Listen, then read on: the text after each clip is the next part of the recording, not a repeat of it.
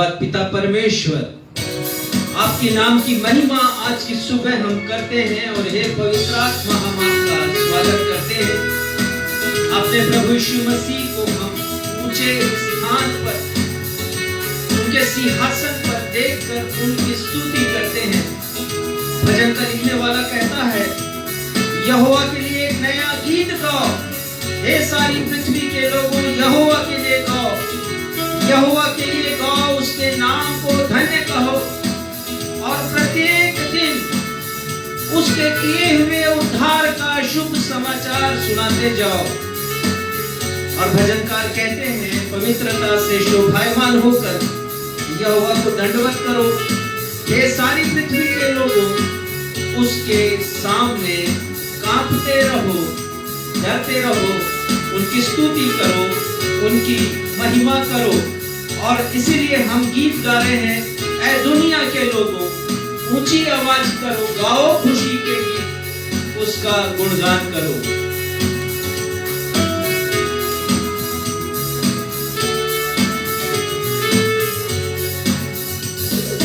दुनिया के लोगों ऊंची आवाज करो, गाओ खुशी के गीत, उसका गुणगान करो। जैसे ऐ दुनिया के लोगों ऊंची आवाज करो, गाओ खुशी के गीत, उसका गुणगान करो।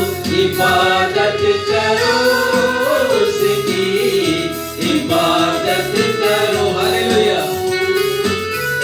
इबादत करो उसकी, इबादत करो।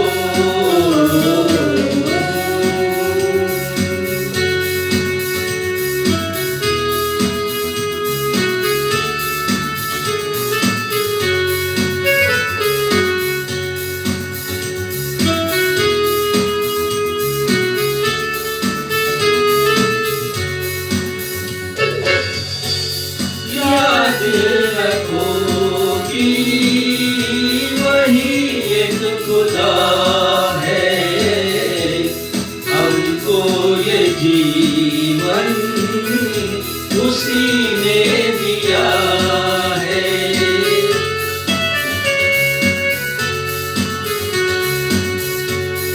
उसी चारागाह से हम सब हैं आए, हम दो सदा के हम गीत गाए। रब का तुम शुक्र कर, थैंक यू जीसस। ऊंची आवाज करो, गाओ खुशी के गीत, उसका गुणगान करो। इबादत करो उसकी, इबादत करो, इबादत करो उसकी, इबादत करो, इबादत करो उसकी, इबादत करो।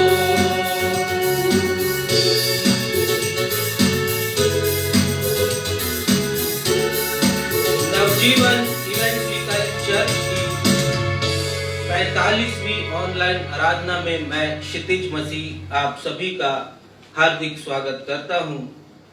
आज की आराधना में उपस्थित समस्त दर्शकों को मैं अपने उद्धारकर्ता मुक्तिदाता प्रभु यीशु मसीह के अद्वितीय नाम में सलाम, शालोम, यीशु सहाय, प्रेज द लॉर्ड और जय मसीह की कहता हूं। जय मसीह की।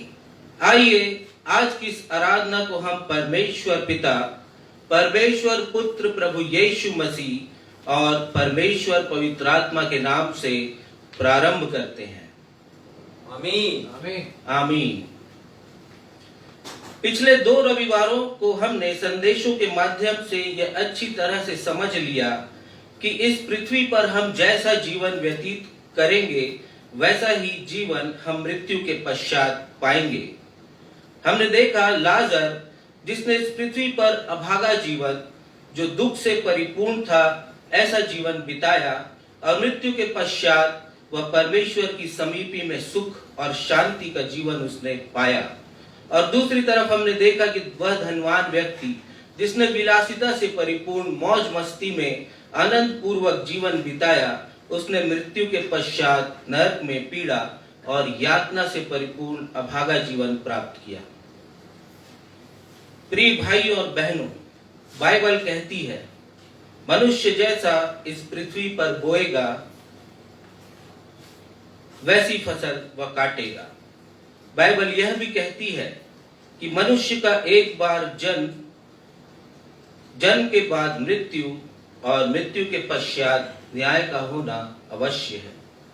संत पौलुस लिखते हैं कुरिन्थियों उसके 5वें अध्याय के 10वें पद में, हम सब का हाल प्रभु यीशु के न्याय आसन के समक्ष अवश्य खुल जाएगा एवं प्रत्येक व्यक्ति अपने अच्छे और बुरे कार्यों का प्रतिफल जो उसने पृथ्वी पर हमारा इस जीवन पृथ्वी पर रहते हुए किए हैं अवश्य पाएगा। अवश्य है, ये अटल है। अतः हम सतर्क हो जाएं और अपना जीवन प्रभु यीशु मसीह के हाथों में सौंप दें, क्योंकि हम किसी भी रीति से परमेश्वर के न्याय और फैसले को टाल नहीं सकते। एक अनाथ लड़की की कहानी जो सच्ची घटना है मैं आप लोगों के समक्ष कहना चाहूंगा। एक धर्म माता ने उस अनाथ लड़की को पाल पोस कर बड़ा किया, उसे पढ़ाया लिखाया, ना सिर्फ सांसारिक शिक्षा में उसे आगे बढ़ाया परंतु वचन की शिक्षा में धार्मिकता में भी उसे आगे बढ़ाया। वो लड़की पढ़ी, अपने जीवन में आगे बढ़ी, उच्च शिक्षा को प्राप्त किया और एक बहुत बड़ी नौकरी उसे मिली। उसकी धर्ममाता उसे हमेशा कहती थी कि अपने को प्रभु की निकटता में बना के रखो। परंतु जब धन संपदा आई, जब पैसे आने चालू हुए, उस लड़की ने राहों को बदल लिया। वो संसार को अपना प्रिय जानने लगी, वो संसार की राहों पर चलने लगी।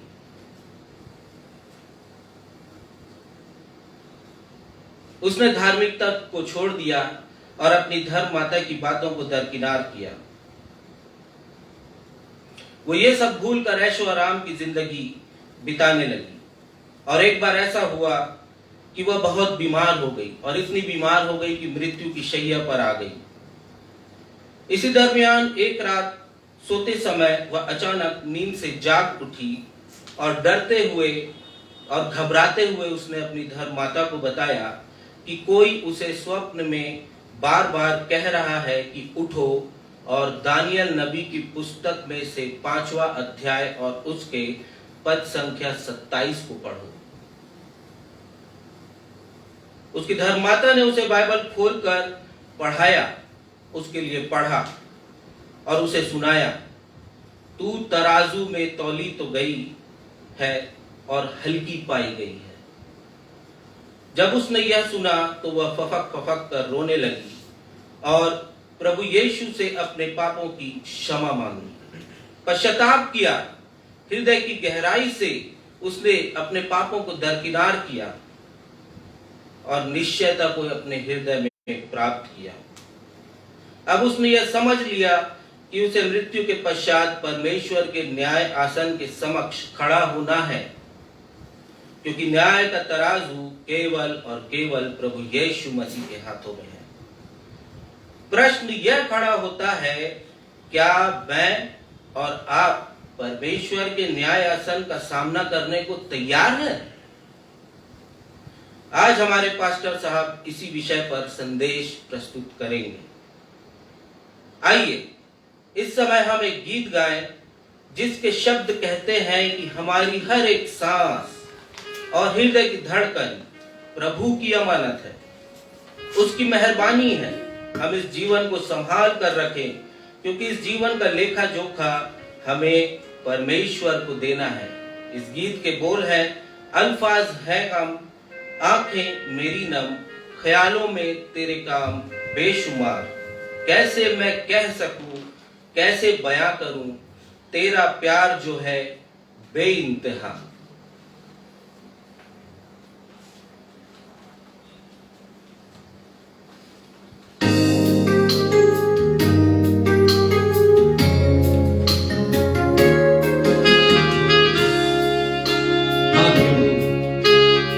हमारे पास तो शब्द ही नहीं है कि हम आपकी मेहरबानियों का बखान कर सके। आपकी कृपा, आपका अनुग्रह पिता हमारी जिंदगी पर इतना है कि हमारी हर सांस आपकी दी गई है, हमारे हृदय की हर एक धड़कन की, और इसलिए हम आपकी महिमा करते हैं।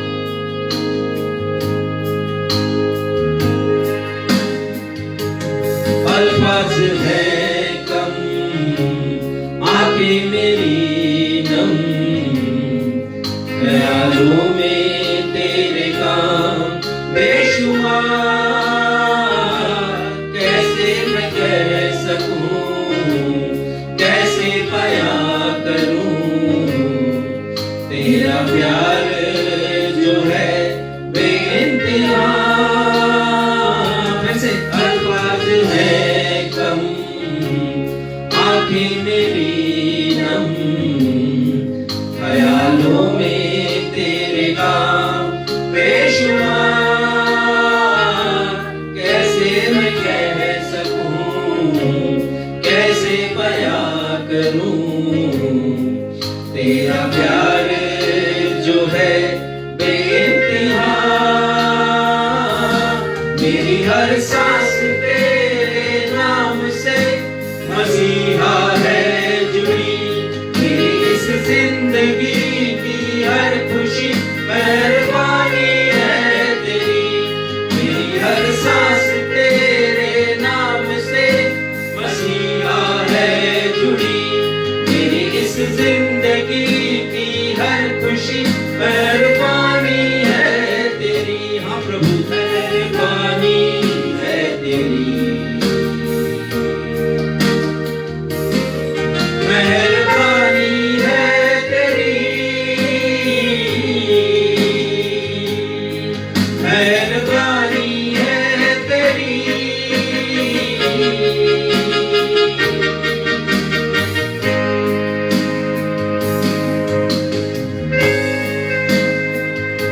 हाँ प्रभु, आपके बिना तो हम टूटे से हैं,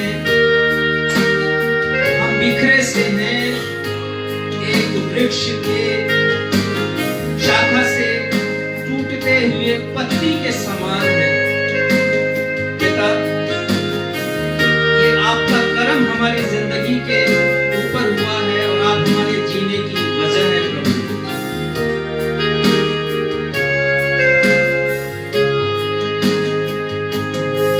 टूटा सा बिखरा सा था मैं यूं ही पड़ा, बेवजह जिंदगी को धजी मैं रहा।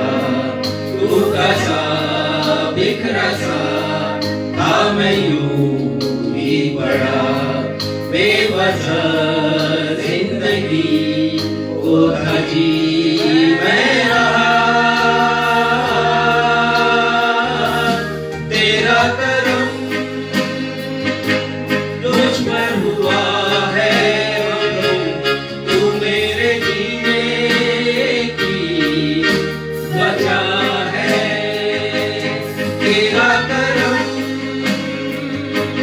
मुझ पर हुआ है, तू मेरे जीने की वजह है।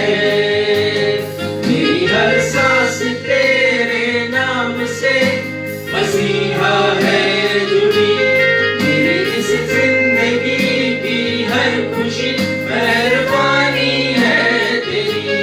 मेरी हर सांस तेरे नाम से मसीहा है जुड़ी, मेरी इस जिंदगी की हर खुशी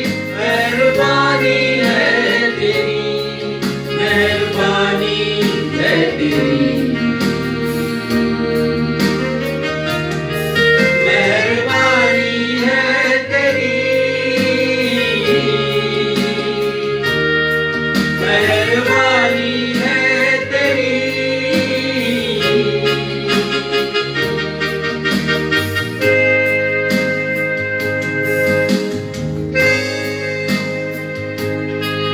प्रभु ऐसा हो कि हम हर दिन आपके उद्धार का शुभ समाचार सुनाते रहे, आपका इनाम हमारे जुबान पर हो, क्योंकि हम तो आपके हाथों की रचना है प्रभु, और हमारा प्राण भी आपके हाथों में है। होने दीजिए हम आपकी महिमा, जय जयकार, प्रशंसा करते हैं और आपके कामों को अंजाम दें। Thank you Jesus. दिल में तू और जुबान पे हो तेरा ही नाम, तेरे हाथों में है मेरे जिस्म जान। दिल में तू और जुबान पे हो तेरा ही नाम, तेरे हाथों में है मेरे जिस्म जान। रहमत तेरी न मुझसे जुदा हो, ऐसा फजल मेरे खुदा हो। रहमत तेरी न मुझसे जुदा हो, ऐसा फजल मुझ में खुदा हो। मेरी हर सांस तेरे नाम से मसीहा है जुड़ी, मेरी इस जिंदगी की हर खुशी मेहरबानी है तेरी। मेरी हर सांस तेरे नाम से मसीहा है जुड़ी, मेरी इस जिंदगी की हर खुशी मेहरबानी है तेरी, मेहरबानी है तेरी। मेहरबानी है तेरी, हाँ प्रभु, मेहरबानी है तेरी। यस लॉर्ड, मेहरबानी है तेरी।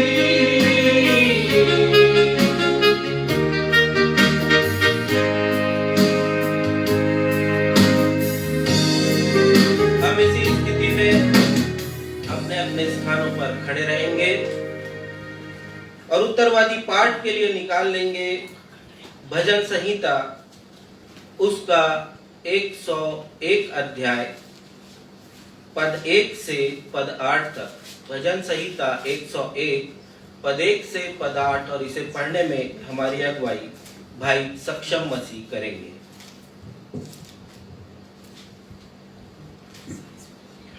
उत्तरवादी के लिए हम निकाल लेंगे भजन संहिता अध्याय 101, और इस पूरे अध्याय को हम उत्तरवादी की रीति से पढ़ेंगे, और अंतिम पद यानी कि 8वें पद को हम सब साथ में मिलकर के पढ़ लेंगे।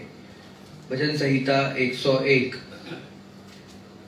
मैं करुणा और न्याय के विषय गाऊंगा, हे यहोवा मैं तेरा ही भजन गाऊंगा।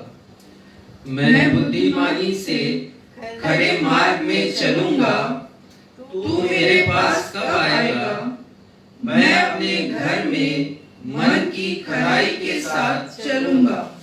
मैं किसी ओछे काम पर चित्त न लगाऊंगा। मैं कुमार्ग पर चलने वालों के काम से घिन रखता हूँ। ऐसे काम में मैं न लगूंगा। तेरा स्वभाव मुझसे दूर रहेगा, मैं बुराई को जानूंगा भी नहीं। जो छिपकर अपने पड़ोसी की चुगली खाए, उसका मैं सत्यानाश करूंगा। जिसकी आंखें चढ़ी हों और जिसका मन घमंडी है, उसकी मैं ना सहूंगा। मेरी आंखें देश के विश्वास योग्य लोगों पर लगी रहेंगी कि वे मेरे संग रहे। जो खरे मार्ग पर चलता है वही मेरा टहलुआ होगा। जो छल करता है वह मेरे घर के भीतर न रहने पाएगा। जो झूठ बोलता है वह मेरे सामने बना न रहेगा। भोर ही भोर को मैं सब दुष्टों का सत्यानाश किया करूंगा, इसलिए कि यहोवा के नगर के सब अनर्थकारियों को नाश करूं। ये परमेश्वर का सत्य और जीवित वचन है। परमेश्वर पिता अपने इस वचन के पढ़े और सुने जाने पे बहुत आयत की आशीष दें। हम सब कहें आमीन। आमीन।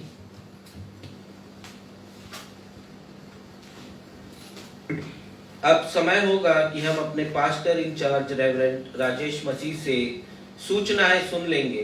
सूचनाओं के पश्चात वे मध्यस्थता की प्रार्थना में हम सबों की अगुवाई करेंगे। यदि आपके पास कोई प्रार्थना अनुरोध है तो आप उसे फेसबुक के कमेंट बॉक्स पर जाकर के हमें बता सकते हैं। हम आपके प्रार्थना अनुरोधों को अवश्य अपनी प्रार्थनाओं में स्मरण करेंगे।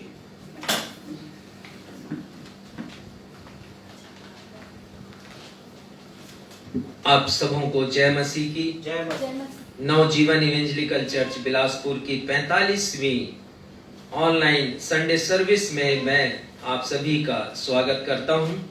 विशेषकर अपने सारे दर्शकों का जो अपने अपने घरों में बैठकर अपने मोबाइल के सामने या टेलीविजन के सामने हमारे आज के प्रसारण के सहभागी हैं और साथ ही साथ आज प्रभु भोज की सेवकाई में भी वो अपना योगदान देंगे, सहयोग करेंगे, उसमें हिस्सा लेंगे। जैसा मैंने आपको पूर्व में बताया है कि आज प्रभु भोज की सेवकाई भी संपन्न की जाएगी। उम्मीद है कि आपने मेरे द्वारा दिए गए निर्देशों का पालन करते हुए अपने अपने घर में तैयारियां की होंगी। आपसे निवेदन है कि जब होली कम्युनियन का या प्रभु भोज का वक्त आता है कि हम प्रभु की मेज की सहभागिता को प्राप्त करें, तो मेरे द्वारा जो निर्देश दिए जाते हैं आप उनका पालन करें ताकि हम बहुत गंभीरता के साथ और पवित्रता के साथ प्रभु के मेज के सहभागी हो सके। 29 नवंबर को प्रभु यीशु मसीह के आगमन का प्रथम रविवार है। हम प्रभु यीशु मसीह के आगमन को 5 दिन मनाते हैं, जिसमें से 4 रविवार और अंत में हम प्रभु यीशु मसीह के जन्म दिवस को, जिसे हम क्रिसमस के नाम से जानते हैं, बड़ा दिन के नाम से जानते हैं, उसे सेलिब्रेट करते हैं। इस वर्ष उसका आरंभ 29 नवंबर से हो रहा है, अर्थात आज के रविवार के बाद अगला रविवार और उसके पश्चात हम बड़े दिन का आगाज करेंगे आनंद के साथ, प्रसन्नता के साथ, खुशियों के साथ, नए संदेशों के साथ। कोसीर स्थित हमारा जन स्वास्थ्य केंद्र हमारे पास्टर और डॉक्टर डीहू मार्डिकल की देखरेख में संतोषप्रद चल रहा है। दिनांक 1 जुलाई से 31 अक्टूबर तक 76 रोगियों की जांच कर उन्हें होम्योपैथी या एलोपैथी की दवा का मुफ्त वितरण किया गया है। साथ ही जो गंभीर रोगी हैं उन्हें परामर्श दिया गया कि वे किसी अच्छे अस्पताल में जाकर अपनी चिकित्सा करवा लें। साथ ही आने वाले समय में, आने वाले सप्ताह में हम एक मुफ्त चिकित्सा शिविर, फ्री मेडिकल कैंप हम लगाने वाले हैं, जिसमें मुफ्त रोगियों की जांच की जाएगी और उन्हें मुफ्त में होम्योपैथी और एलोपैथी की दवा दी जाएगी। तो प्रार्थना करें हम अपने इस विषय के लिए कि परमेश्वर पिता के द्वारा हमें सहयोग मिले, लोगों का सहयोग मिले और साथ ही साथ आर्थिक सहयोग मिले, ताकि हम इस कार्य को कर सकें। हम धन्यवाद देते हैं डॉक्टर प्रवर व्यवहार के लिए जो बालाघाट से इस विशेष कार्य के लिए आने वाले हैं। हम प्रार्थना करेंगे। पास्टर बलराम ने कुछ प्रेयर रिक्वेस्ट हमें भेजे हैं। छोटू, गोलू, कार्तिक और मंगली बाई प्रभु की संगति में आगे बढ़ें, ये प्रेयर रिक्वेस्ट है और ये मुझे बहुत अच्छा लगा, क्योंकि इसमें जो उद्देश्य है बहुत अच्छा है कि प्रभु में आगे बढ़ना, अच्छे जीवन में आगे बढ़ना। अच्छे चाल चलन में आगे बढ़ना। और हमने देख लिया भजन संहिता 101 में, अभी हमने देख लिया कि कैसा समर्पण है वहां पर, कि मैं ऐसी चाल चलूंगा परमेश्वर में जो न्यायी है, और परमेश्वर जो सच्चा है, परमेश्वर जो करुणा से परिपूर्ण है, ऐसे परमेश्वर का यदि मैं अनुगामी हूं तो मैं कैसी चाल चलूं। तो इन्होंने कहा है और हम इनके लिए प्रार्थना करते हैं। साथ ही एक और अनुरोध है मानसाय और विजय भाई के लिए, और इन्होंने कहा है कि इनकी शराब की लत छूट जाए। और ग्रामीण इलाके में ये बहुत बड़ी समस्या है। एक तो आमदनी कम है, और यदि कुछ पैसा हाथ में आ गया, रोजगार नहीं है, यदि आ गया पैसा तो फिर शराब पीना ही पीना है। और कहते हैं कि पीने वालों को तो बहाना चाहिए, पानी गिर गया तो पिएंगे, नहीं गिरा तो पिएंगे, खुशी है तो पिएंगे, गम है तो पिएंगे, बहाना चाहिए। लेकिन परिवार बर्बाद होता है, परिवार तबाह होता है उनकी इस आदत से। हम प्रार्थना करें भाई मनसाय और भाई विजय के लिए कि इनकी ये लत छूट जाए और पवित्र आत्मा इनके जीवन में भरपूरी से काम करे, क्योंकि केवल पवित्र आत्मा का प्रभाव ही ऐसे एडिक्शन से छुटकारा दे सकता है।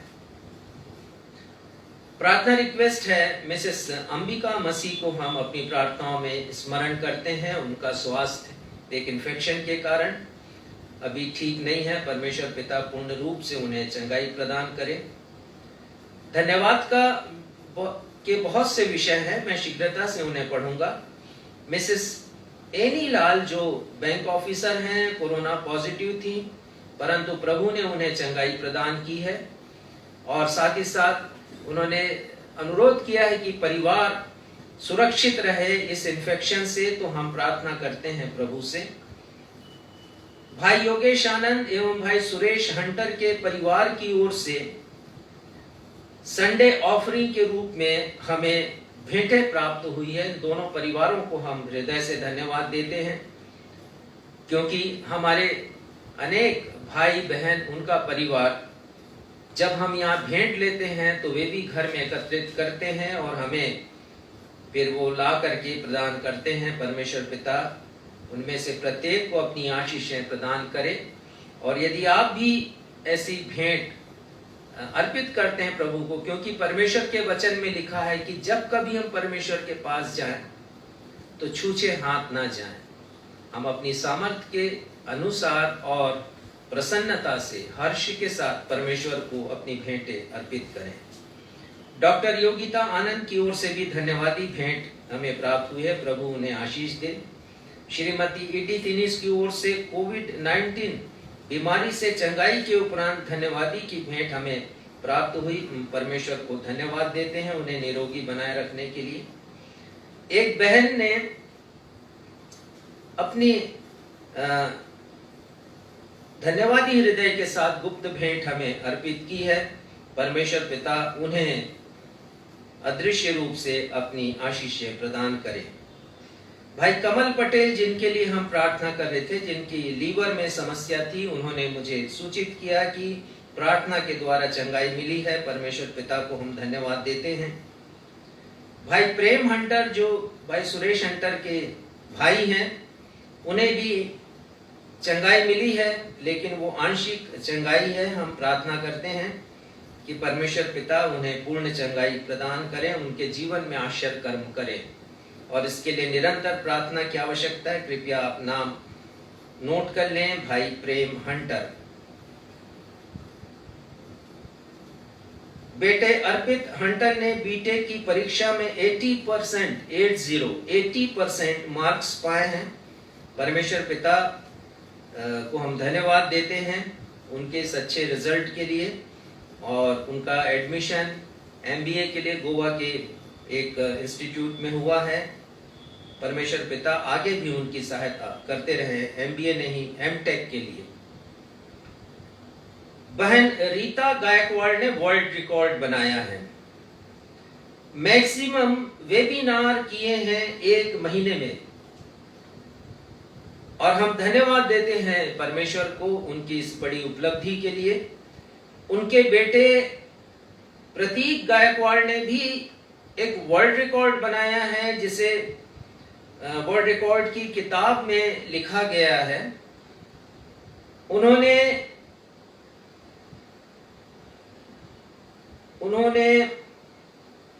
168 मैक्सिमम ऑनलाइन कोर्सेज किए हैं 10 अप्रैल से लेकर 21 अगस्त के बीच में, और किसी ने भी 168 ऑनलाइन कोर्सेज कभी नहीं किए। और ये परिवार नवजीवन सेवा समिति को अपना सहयोग प्रदान करता है। परमेश्वर पिता इस परिवार को अपनी आशीषों से परिपूर्ण करे। बेटे सैमुअल मसीह की नौकरी शासकीय अंग्रेजी माध्यम शाला वाड्रफ नगर में लगी है। इस उपलब्धि के लिए हम उन्हें और उनके परिवार को धन्यवाद देते हैं। बेटे सुमित हंटर ने एमबीए की परीक्षा का सेकंड सेमेस्टर उत्तीर्ण कर लिया है, और साथ ही साथ उनका जन्म दिवस भी था पिछले सप्ताह। परमेश्वर पिता उन्हें अपनी आशीषों से परिपूर्ण करे। भाई सुरेश हंटर के बेटे रेमो हंटर के भी विवाह की चर्चा चल रही है। परमेश्वर पिता से मार्गदर्शन हम चाहते हैं, पवित्र आत्मा अगुवाई करे परिवार की, ताकि सारी बातें तय हो सकें। आइए इन सारे विषयों के लिए हम परमेश्वर पिता को धन्यवाद दें। हे हमारे पिता, हम आपके सिंहासन के समक्ष अपने उद्धारकर्ता प्रभु यीशु मसीह के नाम से आते हैं, और इन सारे निवेदनों को पिता आपके समक्ष हम रखते हैं, इस विश्वास के साथ कि आज तक आपने हमारी प्रार्थनाओं का उत्तर दिया है, तो इन प्रार्थनाओं का भी उत्तर आप हमें देंगे। हम हर एक निवेदनों को आपके समक्ष रखते हैं जिसे अभी हमने पढ़ा है। साथ ही पिता, धन्यवाद के जितने विषय हैं उसके लिए हम आपको धन्यवाद देते हैं, क्योंकि अभी हमने गीत गा लिया। हमारे जीवन में जो कुछ भी है, जो कुछ भी उपलब्धियां हैं, जो कुछ भी हम प्राप्त करते हैं, आपकी केवल मेहरबानी है। और आप हमारी सांस हैं प्रभु, आप हमारे जीवन दाता हैं, आप हमारे जीने की वजह हैं प्रभु। हम धन्यवाद देते हैं, और धन्यवाद के साथ अपनी इस प्रार्थना को आपके बेटे हमारे मुक्तिदाता प्रभु यीशु के नाम से मांगते हैं। सुनिए और कबूल कीजिए, आमीन।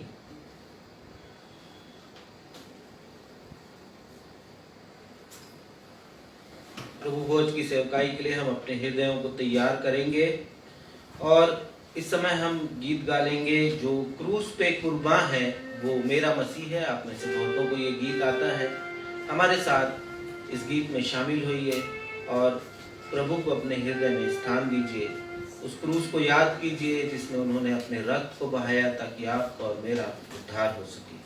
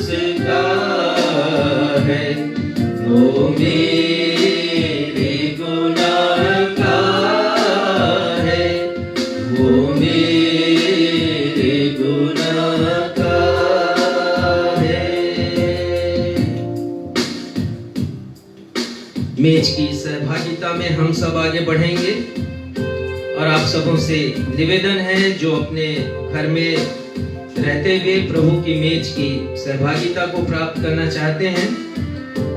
मैं उम्मीद करता हूं कि मेरे दिए गए निर्देशों का आपने पालन किया है, प्रभु की मेज को सजा लिया है। यदि आपने उस पात्र को जिसमें आपने प्रभु की देह अर्थात रोटी को रखी है और ढांक करके रखा है, और उस पात्र को जिसमें दाखरस आपने रखा है, उस कवर को आप हटा लीजिए। और यदि आपने उसे ढांक कर रखा है किसी अन्य पात्र से, तो उसे भी आप हटा लीजिए और हम मेज की सहभागिता में आगे बढ़ेंगे। ये जो गीत हमने गाया, जब भी हम गाते हैं तो हमें प्रभु यीशु मसीह का वो महान बलिदान जिसे उन्होंने हम सभी के पापों के लिए किया स्मरण आता है। जो क्रूस पे कुर्बान है वो मेरा मसीहा है। प्रसिद्ध गीतकार रेवरेंड एहसान मसीह ने इसे लिखा। केरॉब्स की ये रचना है, वर्षों से हम इसे गा रहे हैं। लेकिन जब भी हम गाएं तो केवल गीत को गाने के लिए ना गाएं, इसके शब्दों को जिए। हम जिए इन शब्दों को और कहें कि वास्तव में जो क्रूस पे कुर्बान है वो मेरा ही मसीहा है। मेरे लिए वो इस जगत में आए हैं, मेरे लिए उन्होंने अपने प्राण को दिया, मेरे लिए उन्होंने अपनी देह को दिया, अपने देह की रक्त की एक एक बूंदों को बहाया है मेरे पापों की क्षमा के लिए। आइए हम परमेश्वर पिता को अपने उस प्रभु यीशु मसीह के लिए, उनकी कुर्बानी के लिए, उनके बलिदान के लिए धन्यवाद दें। हमारे पिता, इस समय हम आपके समीप आते हैं प्रभु, हृदय की गहराइयों से धन्यवाद देते हैं अपने प्रभु यीशु मसीह के लिए, जिन्होंने मेरे पापों के लिए अपना बलिदान किया। वो निर्दोष थे, उन्होंने कोई गुनाह नहीं किया, गुनाह तो मैंने किया, और मेरे पापों को लेकर वो सलीब पर चढ़ाए गए। मैं धन्यवाद देता हूं पिता उन सभी भाइयों और बहनों की तरफ से जो इस मेज की सहभागिता में उपस्थित हैं पिता, अपने अपने घरों पर हैं या कलीसिया में हैं। पिता, बड़ी नम्रता के साथ हम अपने गुनाहों को आपके सामने लेकर आते हैं, अपनी जिंदगी की नाकामियों को, असफलताओं को, गलतियों को प्रभु आपके बेटे प्रभु यीशु मसीह के समीप लेके आते हैं, ताकि क्रूस पर बहाए गए लहू के द्वारा हमें माफी मिल सके। प्रार्थना करते हैं पिता, जब इस मेज की संगति में हम आगे बढ़ते हैं तो ये रोटी प्रभु यीशु मसीह की देह हो और ये दाखरस प्रभु यीशु मसीह का रक्त हो। साथ ही जितने भी दर्शक हमारे अपने अपने घरों में तैयारी की है पिता, रोटी बनाई है, दाखरस बनाया है, उनके घरों पर भी पिता आपकी आशीष उतर आए इस रोटी के ऊपर, कि प्रभु यीशु मसीह की देह बने और वो दाखरस प्रभु यीशु मसीह का रक्त बने। और इस पूरे अनुष्ठान के लिए पिता, संसार की रोटी, संसार के दाखरस से हम इसे अलग करते हैं, ताकि हम इस रोटी की पवित्रता और दाखरस की पवित्रता को जो आपके द्वारा की गई प्राप्त कर सके। पिता, हम आपकी सहायता चाहते हुए अपनी इस प्रार्थना को आपके बेटे प्रभु यीशु मसीह के नाम से मांग लेते, सुनिए और कबूल कीजिए। आमीन। जिस रात प्रभु यीशु मसीह पकड़वाए गए, उन्होंने रोटी ली, धन्यवाद देकर अपने शिष्यों को दी और कहा, लो खाओ, ये मेरी देह है जो तुम्हारे लिए दी जाती है। जब कभी आपस में मिलो, मेरे स्मरण के लिए ऐसा ही किया करो। उसी प्रकार ब्यारी के उपरांत उन्होंने कटोरा लिया और परमेश्वर को धन्यवाद देकर अपने शिष्यों को दिया, कहा, तुम सब इसमें से पियो, क्योंकि यह मेरी वाचा का वो रक्त है जो सबों के पापों के लिए बहाया जाता है। आपसे निवेदन है कि आप अपने घर में जो आपने रोटी तैयार की है उसे अपने हाथों में लें। इसके लिए प्रार्थना की जा चुकी है। आप उस रोटी को तोड़ें, धन्यवाद देते हुए सभी उपस्थितों को दें और धन्यवाद देते हुए ही आप इसे ग्रहण करें।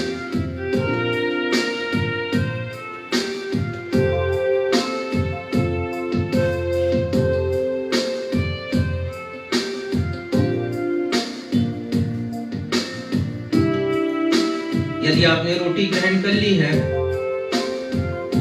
तो जो प्याला आपने तैयार किया है दाखरस से भरा हुआ है, उसे धन्यवाद देते हुए आप ग्रहण कर सकते हैं।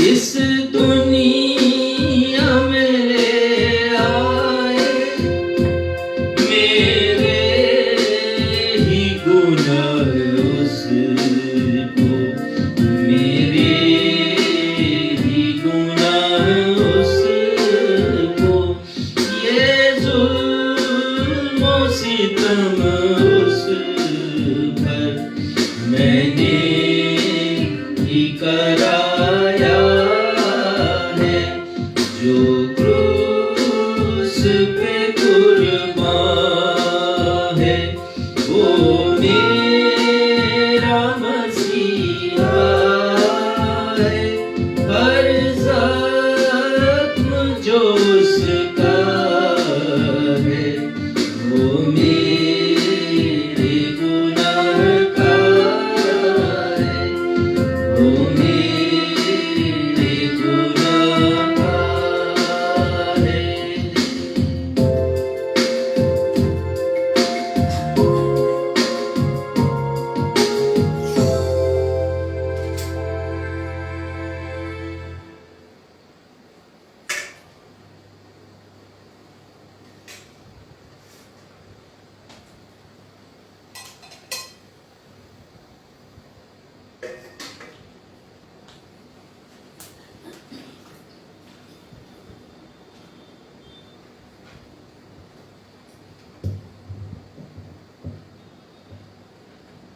सभी भाई बहनों से जिन्होंने प्रभु की इस प्यारी में हिस्सा लिया है, आपसे अनुरोध है कि आप अपने घर में जो रोटी आपने बनाई है प्रभु भोज के लिए और दाखरस तैयार किया, उसे ढांक कर रख दें आदर के साथ। आराधना के पश्चात आप उसे सेवन कर लें और उसे आप यूं ही नहीं फेंक दें। ये पवित्र हो चुका है, आशीषित है, इसे आप पूर्ण तरीके से ग्रहण करें। आइए हम प्रभु की प्रार्थना करें। हे हमारे पिता, आप जो स्वर्ग में हैं, आपका नाम पवित्र माना जाए, आपका राज्य आए, आपकी इच्छा जैसे स्वर्ग में पूरी होती है वैसे इस पृथ्वी पर भी हो। हमारे दिन भर की रोटी आज हमें दीजिए, और जैसे हमने अपने अपराधियों को क्षमा किया है वैसे हमारे अपराधों को क्षमा कीजिए। हमें परीक्षा में नहीं लाइए बल्कि बुराई से बचाइए, क्योंकि राज, पराक्रम और महिमा सदा आपके हैं। आमीन। अब अवसर होगा कि हम अपनी भेंटों और धन्यवादी भेंटों को देने के द्वारा प्रभु की महिमा करेंगे। इस समय हम सब मिलकर एक गीत गा लेंगे जिसके शब्द हैं, गिन गिन कर स्तुति करूं बेशुमार तेरे दानों के लिए, तूने अब तक संभाला हमें अपनी बाहों में लिए हुए।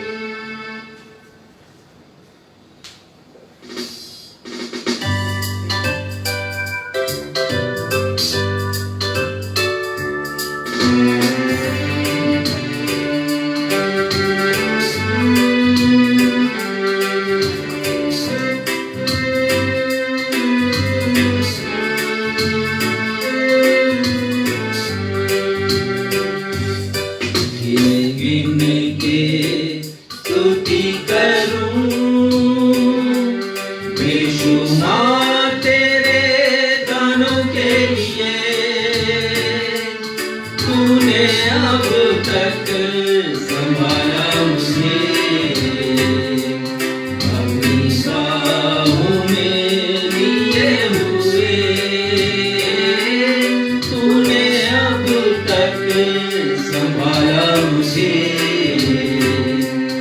अपनी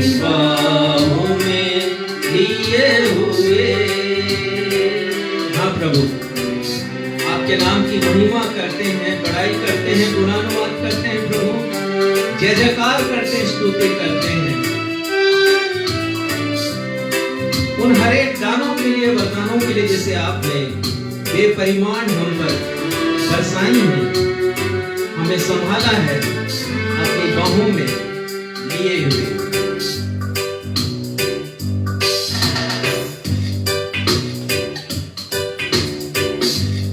आएंगे जो तुझको मिटाने, वो शत्रु होंगे बेअसर।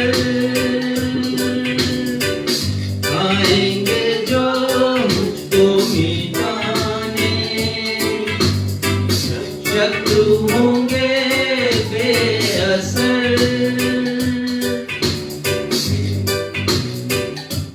तेरा रचने वाला तुझ पर रखता है अपनी नजर। तेरा रचने वाला तुझ पर रखता है अपनी नजर। गिन गिन के स्तुति करूं, बेशुमार तेरे दानों के लिए। तूने अब तक संभाला मुझे अपनी बाहों में लिए हुए। तूने अब तक संभाला मुझे अपनी बाहों में लिए हुए।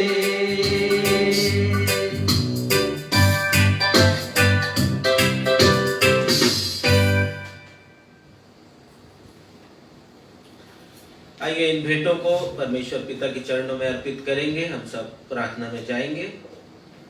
महाजीवित अनुग्रहकारी पिता परमेश्वर, आराधना के इस समय हम आपके चरणों पर आते हैं। जब हमने अपनी भेंटों को आपके चरणों पर रखा है प्रेम पिता, अपनी घटती में से, अपनी बढ़ती में से धन्यवाद के विषयों के अनुरूप धन्यवादी भेंट के रूप में प्रभु जी उन्हें दीजिए कि ये आपको ग्रहण योग्य होने वाली हो सके। इन भेंटों का जो उपयोग हमारी समिति के द्वारा, हमारी कलीसिया के द्वारा आपके नाम के प्रचार और प्रसार में किया जाता है, वो बहुत आयत की आशीषों को पलटा करके उन परिवारों पर लाने वाला हो सके जिन्होंने अपने भेंटों को इस कलीसिया के नाम से आपके नाम को दिया है। प्रेम पिता, हम प्रार्थना और विनती करते हैं प्रेम पिता उन कार्यों के लिए जो इसके द्वारा आने वाले समय पर जो प्रोजेक्ट चलाए जाएंगे, हर एक हाथ जिन्होंने दिया है प्रेम पिता आपके द्वारा आशीषित और अनुग्रहित होने वाला हो सके। आगे की आराधना में आपकी अगुवाई मांगते हैं और इस विनती को अपने उद्धारकर्ता प्रभु यीशु के नाम से मांग लेते हैं। आमीन आमीन।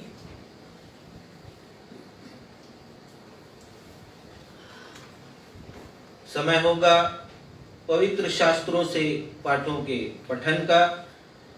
पहला पाठ जो पाया जाता है दानियल की पुस्तक, उसका 5वां अध्याय पद 1 से 9। दानियल 5वां अध्याय पद 1 से 9 और उसी के पश्चात पद 24 से पद 28। दूसरा पाठ जो पाया जाता है प्रकाशित वाक्य 20वां अध्याय पद 11 से पद 15। पहला पाठ दानियल 5 1 से 9 और सिर्फ 1 से 9। दानियल उसका 5वां अध्याय पद 1 से 9। इसे पढ़ने में हमारी अगुवाई करेंगी बहन आकांक्षा मसीह। दूसरा पाठ प्रकाशित वाक्य 20वां अध्याय पद 11 से पद 15 तक। इसे पढ़ने में हमारी अगुवाई करेंगी श्रीमती बीना मसीह। पहला पाठ दानियल 5 1 से 9।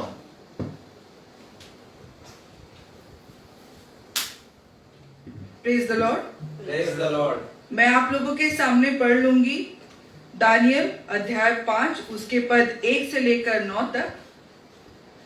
बेलशस्सर नामक राजा ने अपने 1000 प्रधानों के लिए बड़ा भोज किया और उन 1000 लोगों के सामने दाख मधु पिया। दाख मधु पीते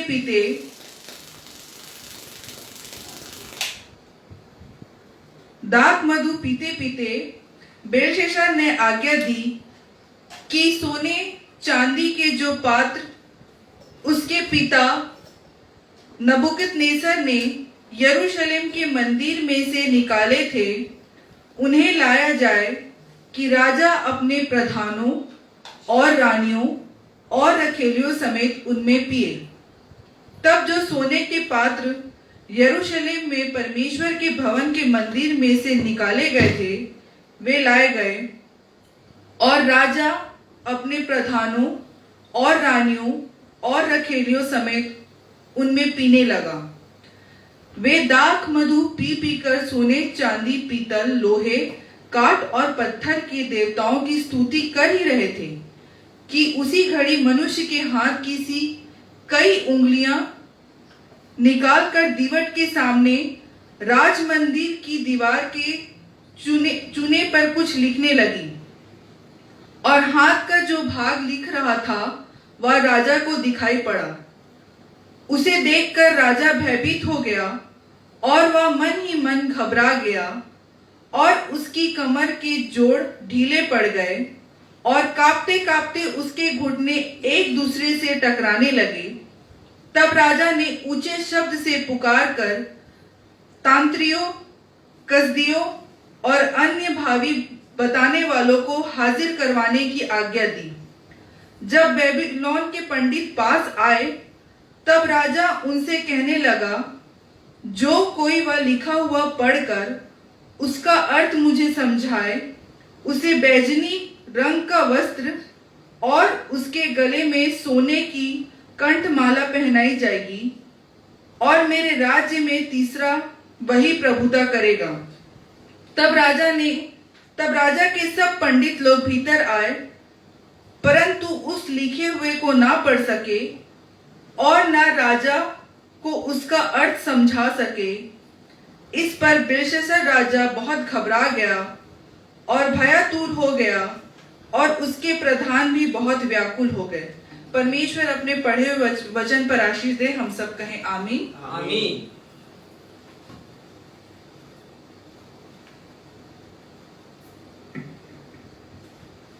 आप सबों को प्रभु यीशु में जय मसीह की। जय मसीह। हम धर्मशास्त्र से पुराने नियम से निकाल लेंगे प्रकाशित वाक्य अध्याय 20। नए नियम से हम निकाल लेंगे प्रकाशित वाक्य 20 पद 11 से 15 पद तक। यहाँ पर यूं लिखा है, फिर मैंने एक बड़ा श्वेत सिंहासन और उसको जो उस पर बैठा हुआ है देखा। उसके सामने से पृथ्वी और आकाश भाग गए और उनके लिए जगह न मिली। फिर मैंने छोटे बड़े सब मरे हुओं को सिंहासन के सामने खड़े हुए देखा, और पुस्तकें खोली गई, और फिर एक और पुस्तक खोली गई, अर्थात जीवन की पुस्तक। और जैसा उन पुस्तकों में लिखा हुआ था, वैसे ही उनके कामों के अनुसार मरे हुओं का न्याय किया गया। समुद्र ने उन मरे हुओं को जो उसमें थे दे दिया, और मृत्यु और अधोलोक ने उन मरे हुओं को जो उनमें थे दे दिया, और उनमें से हर एक के कामों के अनुसार उनका न्याय किया गया। मृत्यु और अधोलोक आग की झील में डाले गए। यह आग की झील दूसरी मृत्यु है, और जिस किसी का नाम जीवन की पुस्तक में लिखा हुआ न मिला, वह आग की झील में डाला गया। यह परमेश्वर का जीवित और सत्य वचन है। परमेश्वर इसके पढ़े एवं सुने जाने पर हम सबों को आशीष प्रदान करें। हम सब कहें आमीन। आमीन। सुसमाचार पाठ के आधार में हम सभी अपने स्थानों पर खड़े हो जाएंगे। आज का सुसमाचार का पाठ जो पाया जाता है लूका रचित सुसमाचार अध्याय 24 पद 34 से 36। लूका 24 पद 34 से 36, और इसे पढ़ने में हमारी अगुवाई हमारे पास बांधे राजेश मसीह करेंगे।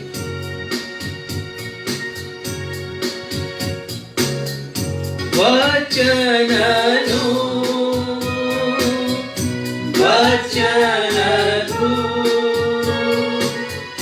मंगल सुसमाचार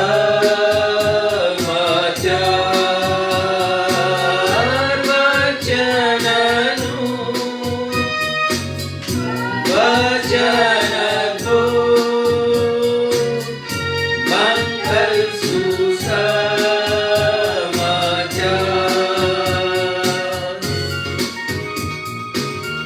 आज का सुसमाचार का पाठ लूका रचित सुसमाचार उसका 21वां अध्याय पद 34 से 36 तक। और यहाँ इस प्रकार लिखा है, इसलिए सावधान रहो, ऐसा ना हो कि तुम्हारे मन खुमार और मतवालेपन और जीवन की चिंताओं से सुस्त हो जाएं और वह दिन तुम पर फंदे के समान अचानक आ पड़े, क्योंकि वह सारी पृथ्वी के सब रहने वालों पर इसी प्रकार आ पड़ेगा।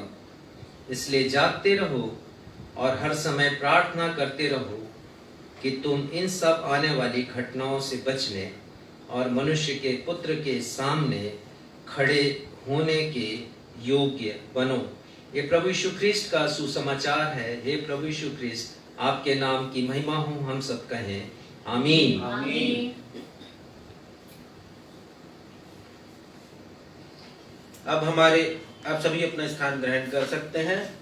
अब हमारे लिए समय होगा कि हम परमेश्वर पिता के जीवित वचन से संदेश को हमारे पासवान महोदय रेवरेंड राजेश मसीह के द्वारा सुने। लेकिन संदेश सुनने से पहले हम सब मिलकर संदेश से ही मेल खाता हुआ एक गीत गाएंगे, जिसके शब्द हैं, खुल जाएंगी किताबें जब भी हिसाब होगा, इंसाफ का तराजू यीशु के हाथ होगा।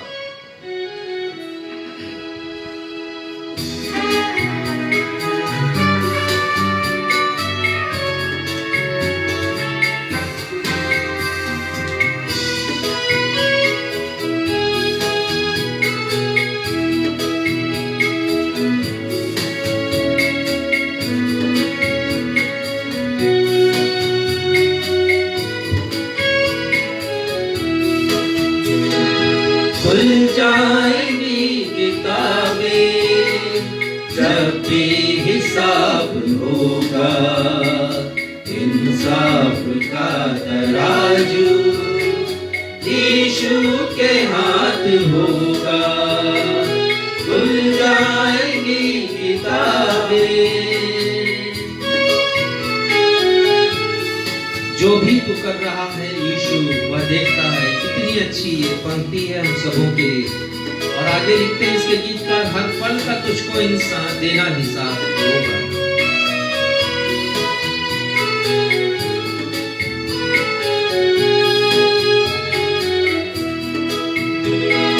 जो भी तू कर रहा है यीशु वो देखता है। जो भी तू कर रहा है यीशु वो देखता है। हर पल का तुझको इंसान, हर पल का तुझको इंसान मेरा हिसाब होगा। इंसाफ का तराजू यीशु के हाथ होगा। खुल जाएंगी किताबें।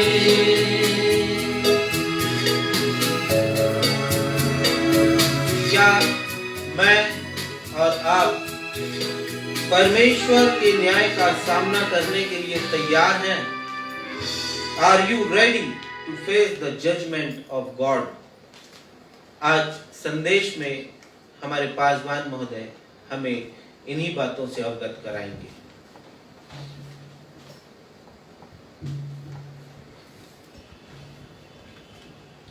विगत कुछ रविवारों से हम पार्थिव जीवन, स्वर्गीय जीवन और नारकी जीवन के विषय में चिंतन मनन कर रहे हैं, अध्ययन कर रहे हैं, शिक्षा ले रहे हैं। कुछ रविवारों पूर्व हमने यह सीखा था कि हमारे मन में यह दृढ़ निश्चय होना चाहिए कि मृत्यु के पश्चात हम सदा सर्वदा के लिए परमेश्वर के निवास स्थान में रहेंगे। जैसे दाऊद कहते हैं भजन संहिता 23 के 6वें पद की अंतिम पंक्ति, मैं सर्वदा, मुझे निश्चय है कि मैं सर्वदा परमेश्वर के धाम में वास करूंगा। उसके पश्चात हमने यह सीखा कि स्वर्गीय जीवन में हमारे स्वयं का स्वरूप कैसा होगा। बाइबिल इसका बयान करती है, बाइबिल अंधकार में नहीं रखती है आपको। वो बयान करती है कि मृत्यु के पश्चात यदि हमारा स्वरूप है तो वो स्वरूप कैसा होगा। और उसके बाद हमने ये अच्छी तरह समझ लिया कि स्वर्गीय स्वरूप को प्राप्त करने के लिए जो प्रथम आवश्यकता है, पहली जरूरत है, वो ये है कि हम इस पृथ्वी में जीते जी अपने स्वयं का परिवर्तन कर लें। आंतरिक परिवर्तन होना चाहिए हमारा। और हमने ये भी देखा पिछले रविवार को कि प्रभु यीशु मसीह का रूपांतरण जैसे हुआ, ठीक वैसे ही मेरा और आपका रूपांतरण भी होगा। और उसके पश्चात हमने ये जाना कि पृथ्वी पर बिताए गए जीवन के गुण और अवगुण ही निर्धारित करते हैं कि मृत्यु के पश्चात हमारा अंतिम पड़ाव कहां का होगा, स्वर्ग का होगा या नरक का होगा। और पिछले रविवार हमने गहराई से इस बात का अध्ययन किया कि पृथ्वी पर बिताया गया जीवन ही, उसकी गुणवत्ता ही ये निर्धारित करती है कि मृत्यु के पश्चात हमारा जीवन स्वर्ग में या नरक में कैसे होगा। उसके पूर्व हमने देखा था कहां होगा, और पिछले रविवार हमने देखा कैसा होगा। ये समस्त संदेश फेसबुक में मेरे प्रोफाइल राजेश मसीह के नाम पर और यूट्यूब में रेवरेंड राजेश मसीह या नवजीवन न्यू लाइफ इवेंजलिकल चर्च के नाम से सुरक्षित हैं। आप कभी भी विजिट कर सकते हैं और उनके द्वारा इस संदेश को आप कभी भी अपनी सहूलियत और सुविधा के अनुसार देख सकते हैं। अवश्य देखिएगा यदि आपने इन संदेशों को मिस किया है तो।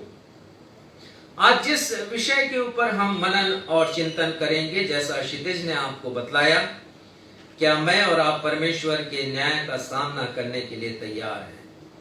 Are you and me, we all ready to face the judgment of God? परमेश्वर के न्याय का सामना करने के लिए क्या मैं और आप तैयार हैं? हमारी क्या तैयारी है इस संबंध में? और मैं क्षितिज को धन्यवाद देता हूं, उसने बहुत अच्छी तरह आज के कार्यक्रम का क्षमा करेंगे आराधना का संचालन किया। और सक्षम बेटे को भी थैंक्स देना चाहता हूं कि उन्होंने बहुत अच्छा वर्शिप गीतों में हम सभी की अगुवाई की। बाइबिल का परमेश्वर न्यायी परमेश्वर है। बाइबिल के परमेश्वर के बहुत से एट्रीब्यूट्स हैं या आंतरिक गुण हैं, उनका चरित्र है,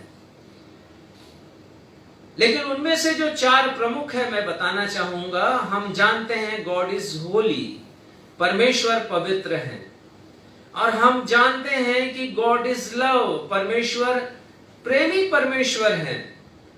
और हम ये भी जानते हैं कि गॉड इज मर्सीफुल, परमेश्वर कृपालु परमेश्वर है, दयालु परमेश्वर है।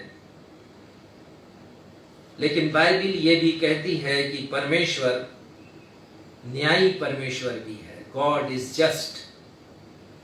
न्याय करना परमेश्वर के चरित्र का एक विशेष गुण है। और ये गुण ये बतलाता है कि परमेश्वर न्यायी है तो न्यायी है, वो अन्यायी हो नहीं सकते हैं। उनके जीवन में सिर्फ एक गुण यदि है तो है, उसमें दूसरा सब्स्टिट्यूट नहीं है। न्यायी है तो न्याय करते हैं, वो अन्यायी नहीं है। यही चरित्र हम मनुष्यों में दिखाई देता है जब मैं और आप अन्याय के खिलाफ आवाज उठाते हैं।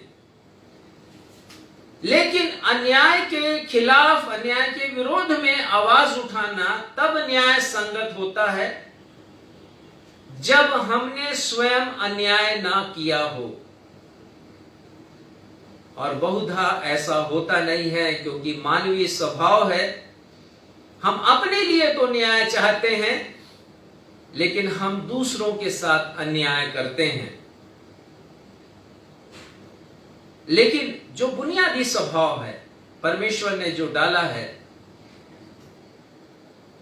वो स्वभाव ये है कि हम अन्याय नापसंद करते हैं और इसलिए नारे लगाए जाते हैं, वी वांट जस्टिस। और आप ऐसे नारों को हमेशा सुन सकते हैं जब हड़ताल होता है, लोग हड़ताल में जाते हैं और वो जोर जोर से नारे लगाते हैं, वी वांट जस्टिस। प्रश्न ये है कि न्याय क्या है, what is justice, what is justice. Yes, न्याय की जो साधारण परिभाषा है वो ये है, to set the wrong things in, to set the wrong things to right. जो बात गलत है उसे सही कर देना। यदि किसी के साथ कुछ गलत हुआ है तो उसे सही कर देना, यह न्याय है, यह साधारण परिभाषा है। लेकिन दूसरी बात यह है न्याय की परिभाषा में कि न्याय तब तक सच्चा नहीं है जब तक उस न्याय में यह फैसला या ये निर्णय या ये वर्डिक्ट ना हो कि सत्य क्या है, व्हाट इज ट्रुथ, और गलत या झूठ क्या है, व्हाट इज रॉन्ग। वो न्याय नहीं है जब तक ये निर्धारित ना हो जाए कि सही क्या है और गलत क्या है। लेकिन सच्चे या भेदभाव रहित न्याय में यह देखा जाता है कि न्यायकर्ता ने सही को पुरस्कृत किया है या नहीं और गलत को दंडित किया है या नहीं। और ऐसा न्याय केवल परमेश्वर पिता प्रदान करते हैं। मूसा नबी ने जब इस्राएलियों के समाज को व्यवस्था की संपूर्ण बातें कहकर सुनाई तो उन्होंने अंत में गीत गाया, जिसका विवरण व्यवस्था विवरण 32वें अध्याय में हमें मिलता है।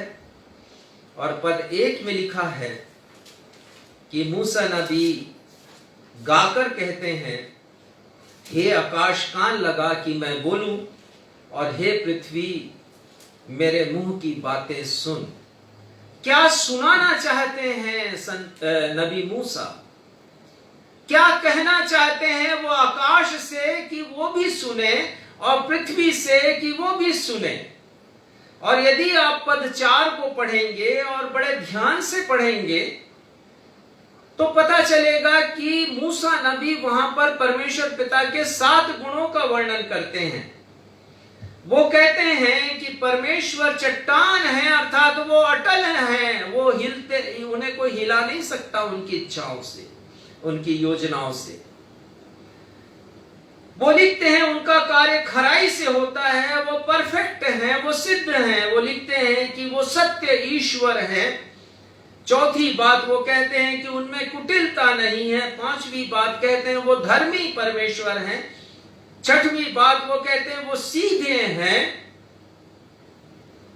और 7वीं बात वो कहते हैं उनकी सारी गति, गति का मतलब उनके सारे मार्ग, उनका जो मर्म है वो न्याय का है।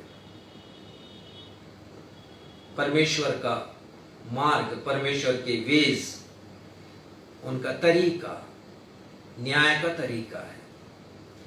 वचन संहिता 89 और उसके 14वें पद में लिखा है, तेरे सिंहासन की बुनियाद धर्म और न्याय है। यदि परमेश्वर का सिंहासन है, न्याय का सिंहासन है वो, तो भजनकार लिखते हैं कि उसकी जो बुनियाद है, उसका जो आधार है, उसका जो फाउंडेशन है वो धर्म है और न्याय है। इसलिए मैंने कहा कि ऐसा न्याय केवल परमेश्वर कर सकते हैं। और आज भजन संहिता 101 उत्तरवादी की रीति से पढ़ा, उसके पहले पद में भजनकार लिखते हैं, मैं करुणा और न्याय के विषय गाऊंगा। वो कहते हैं कि मैं गीत गाऊंगा परमेश्वर के करुणा के ऑनर में, सम्मान में और परमेश्वर के न्याय के सम्मान में मैं गीत गाऊंगा।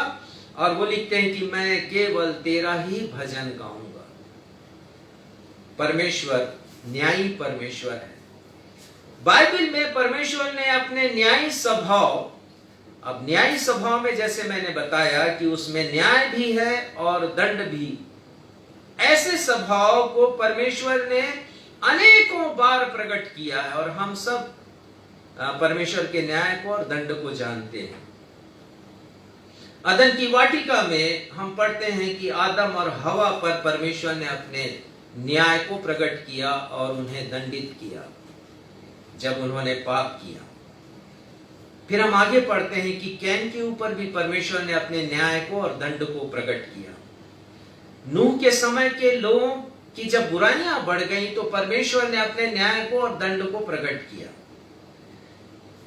फिर हम पढ़ते हैं उत्पत्ति 11वें अध्याय में कि जब लोगों ने बाबुल की मीनार बनाना प्रारंभ किया, जिसके बारे में हम आगे देखेंगे, तो परमेश्वर ने अपने न्याय और दंड को प्रकट किया।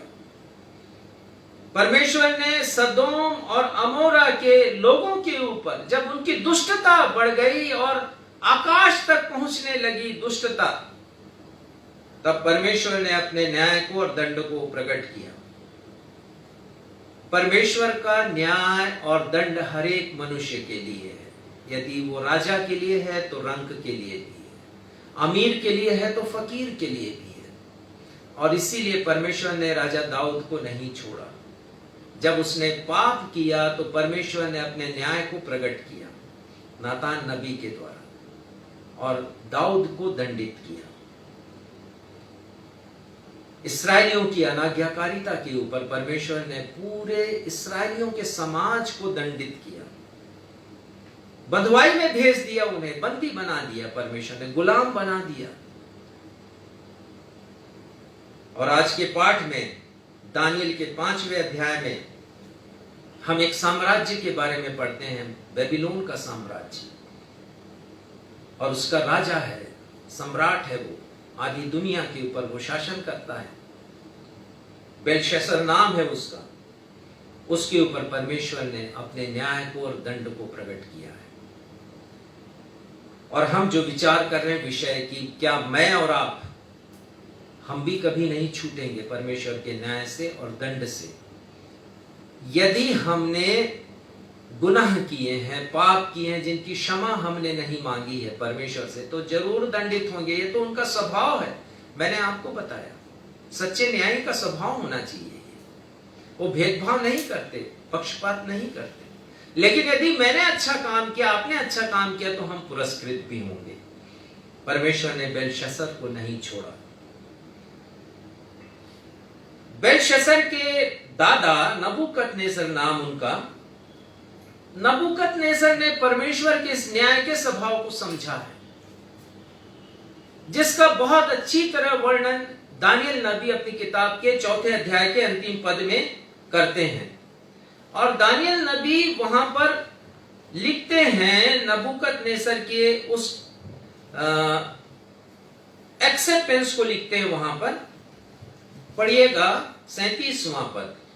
अब मैं नबूकदनेस्सर स्वर्ग के राजा को सराहता हूँ और उसकी स्तुति और महिमा करता हूँ, क्योंकि उसके सब काम सच्चे और उसके सब व्यवहार न्याय के हैं। वो कहते हैं ये राजा नबूकदनेस्सर है, और सम्राट यदि मैं कहूं तो ज्यादा अच्छा होगा।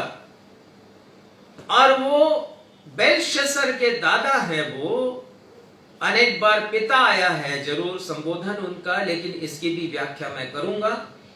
आप यही जानिए कि वो बेलशस्सर के दादा हैं और उन्होंने अपनी गवाही दी है स्वर्ग के परमेश्वर के बारे में, इस्राएलियों के परमेश्वर के बारे में, मेरे और आपके परमेश्वर के बारे में। उन्होंने क्या कहा?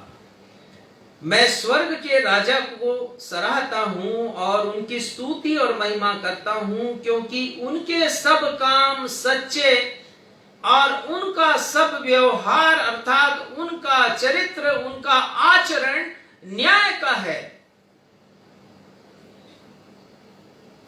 नबूकदनेस्सर ने स्वर्ग के परमेश्वर के सच्चे न्याय की प्रशंसा की, क्योंकि वो भुक्त भोगी रहा है, जिसके बारे में हम संभवतः आने वाले रविवार पर विचार करेंगे। उसी परमेश्वर ने अपने न्याय और दंड को बेबीलोन के सम्राट बेलशस्सर पर प्रकट किया, लेकिन इसकी टाइमिंग बहुत अच्छी है। परमेश्वर के दंड देने की टाइमिंग, उसका जो समय है बहुत ही अच्छा है। ये इस्राएली बंधुआई में जब पहुंचाए गए और 70वां वर्ष तब पूरा हुआ जब परमेश्वर ने बेलशस्सर पर अपने न्याय को प्रकट किया।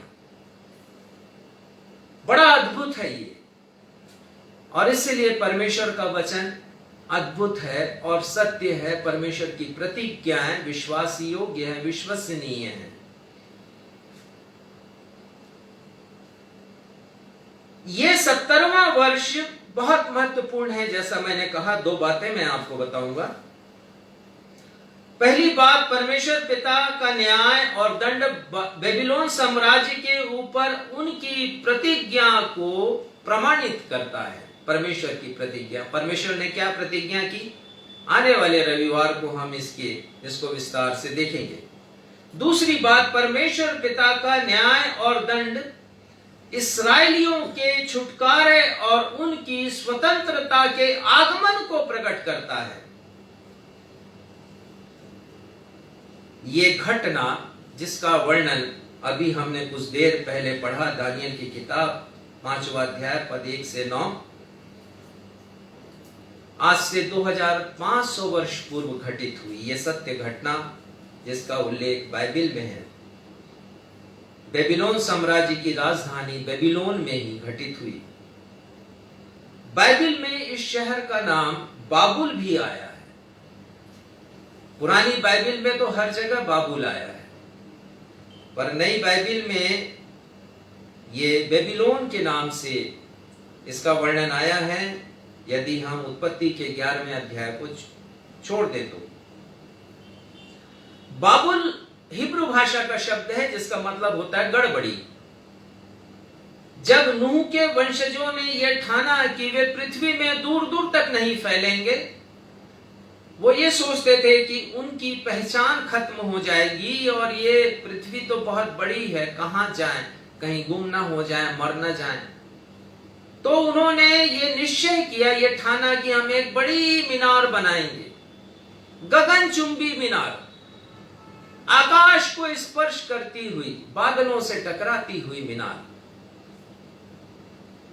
ताकि दूर दूर से लोग देखें तो समझ जाएं कि हमारे लोग उस मीनार के ही पास हैं और हम दूर न जाएं। लेकिन लिखा है उत्पत्ति 11:1 से 9 में वर्णन है, परमेश्वर ने उनकी भाषा, जो एक भाषा थी, उसमें गड़बड़ी उत्पन्न कर दी। कारण यह था कि ऐसा करके परमेश्वर चाहते थे अपनी योजना को पूरी करना, और परमेश्वर की जितनी योजना है प्रभु यीशु मसीह में केंद्रित है, वो प्रारंभ से लेकर के ये एक जगह पर एकत्रित हो रहे थे। परमेश्वर ने आशीर्वाद दिया था आदम को, फूलों फलों और पृथ्वी में समा जाओ, फैल जाओ, और ये समा जाने के लिए तैयार नहीं थे। इसलिए परमेश्वर ने एक अहिंसक कार्य किया कि भाषा में गड़बड़ी डाल दी। जिनकी भाषा एक जैसी हुई तो वो अलग हो गए, जिनकी भाषा अलग अलग थी वो अलग अलग हिस्सों में फैलते चले गए।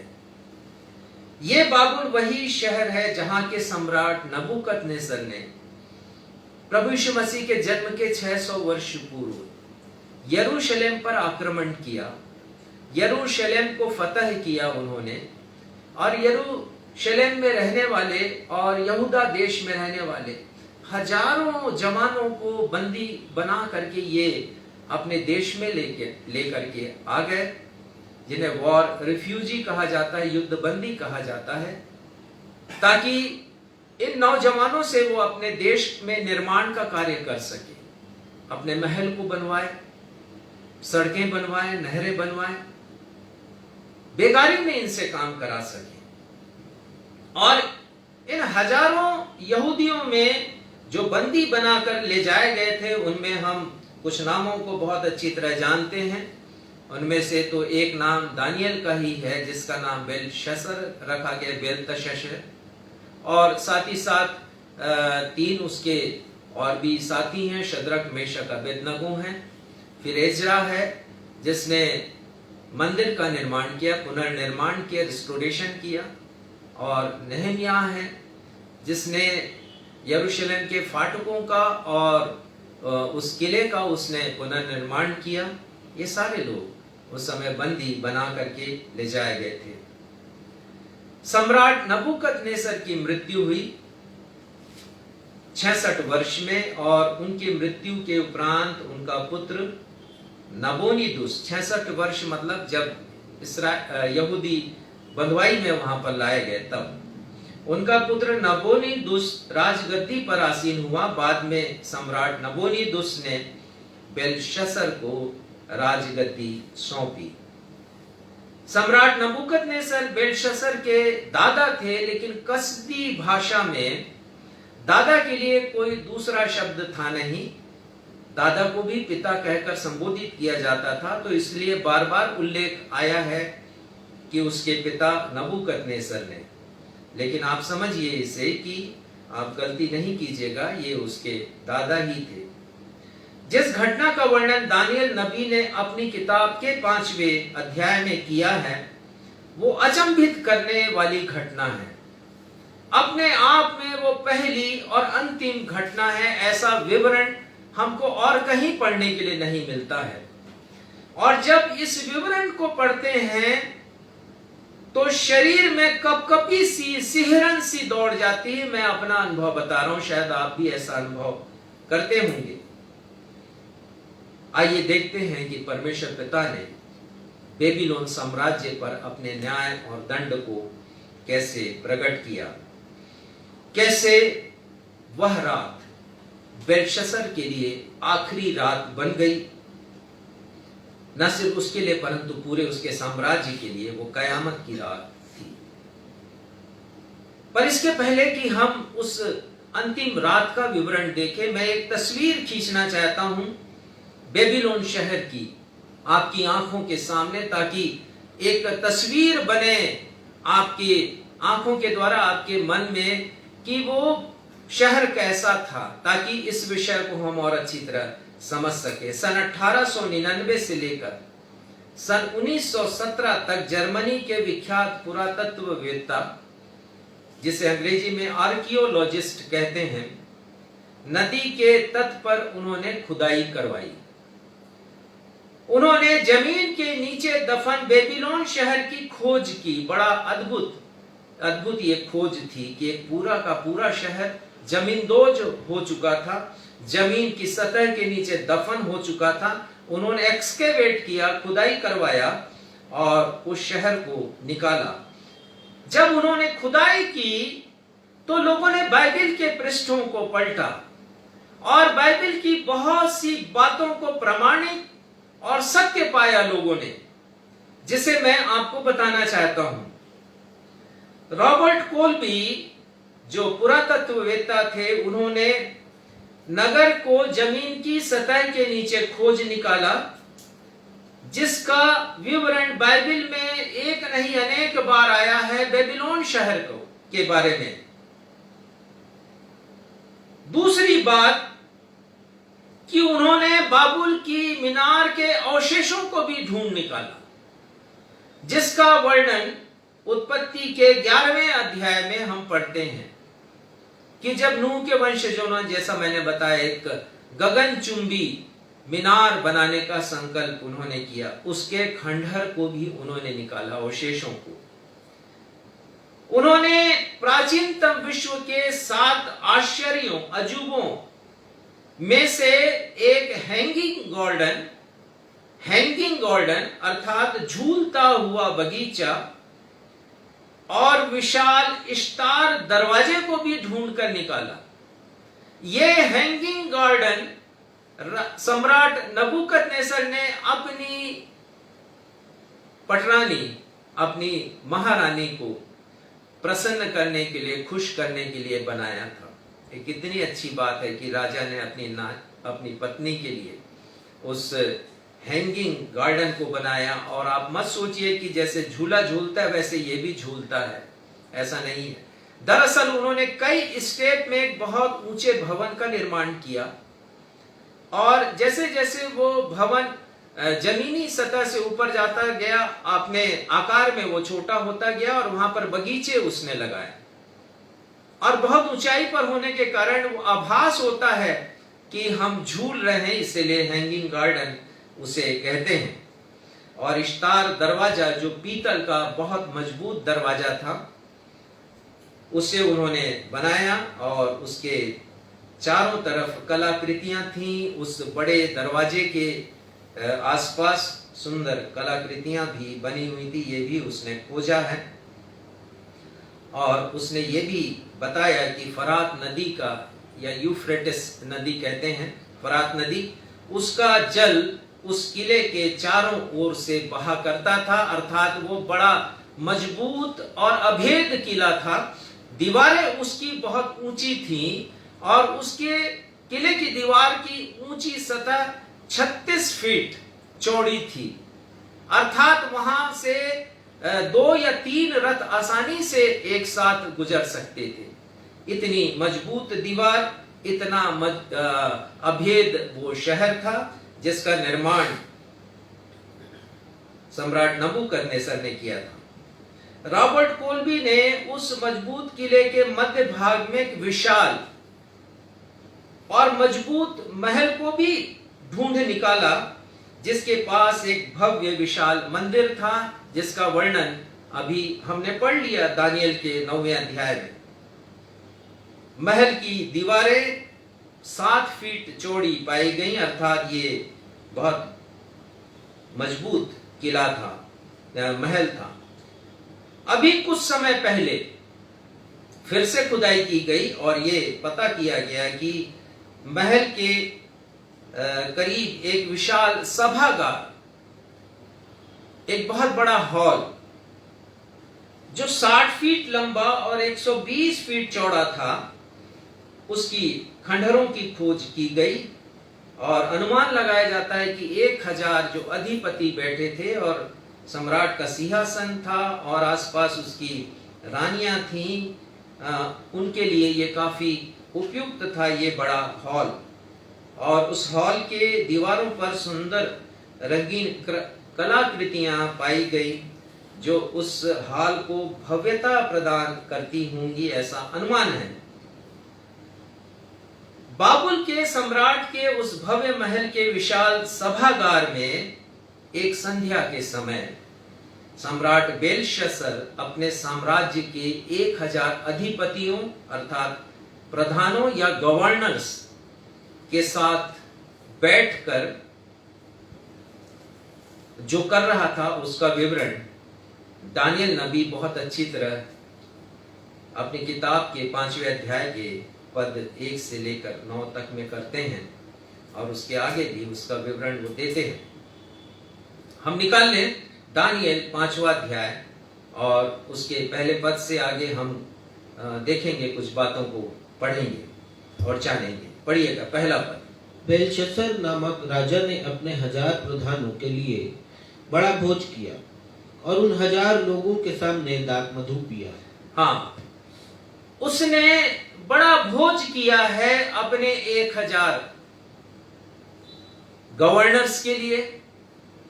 और फिर राजा का भोज तो वैसा ही भोज होगा, उसकी शान शौकत के अनुसार। और लेकिन उसने